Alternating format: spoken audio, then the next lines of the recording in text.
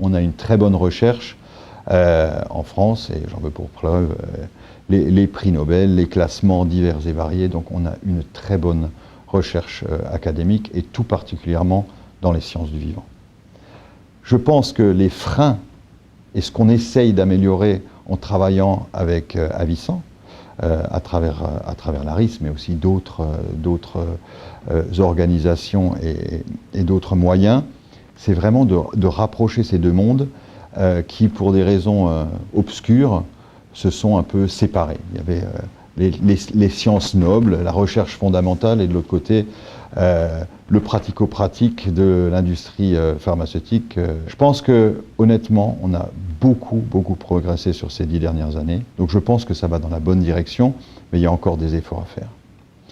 Un des freins aujourd'hui en France, je pense qu'il est plus dans la valorisation et les financements. Je pense que le financement, encore une fois, il faut arriver à trouver des investisseurs qui soient prêts à mettre de l'argent sur la table pour des projets valables. Et c'est vraiment une des choses sur lesquelles il faut qu'on travaille.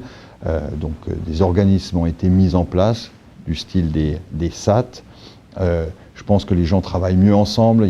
On commence à observer des regroupements.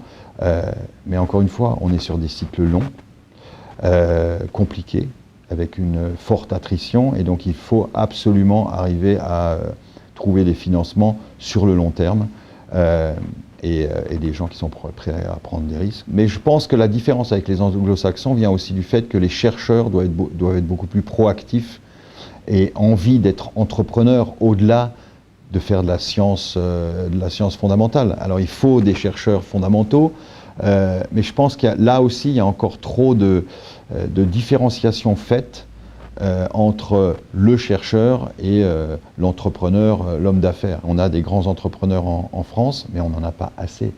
Et il se trouve que dans mon travail et pour mon entreprise, je suis beaucoup dans les pays anglo-saxons, et en particulier aux États-Unis. Alors je sais que ça énerve souvent de parler des États-Unis, mais il faut bien le dire.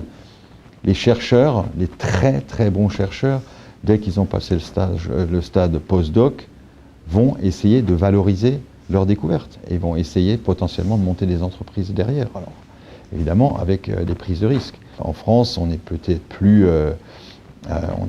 plus conservateur, on a peut-être plus de mal à se dire que forcément, une fois de temps en temps, voire même très souvent, il y a des échecs. Mais on se rappelle toujours de ceux qui ont réussi à la fin et qui ont vécu de très belles aventures. En général, ceux que j'ai connus aux États-Unis, c'est après 5, 6, 7 échecs, souvent assez cuisants. Mais ils ont, encore une fois, il y a la culture, il y a l'enthousiasme, il y a cette vraie envie entrepreneur, mais derrière, il y a aussi des gens qui financent. Et tout ça, c'est ça le mix qu'il nous faut en France. Donc des points d'amélioration en France, mais il faut qu'on aille plus loin.